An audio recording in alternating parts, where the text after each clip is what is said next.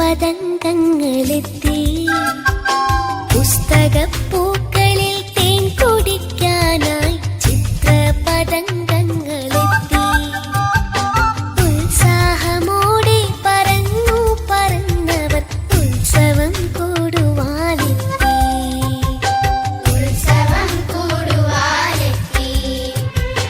വീട്ടുകാര്യങ്ങളും കൂട്ടുകാര്യങ്ങളും പായാരമോരോന്നു പാടി.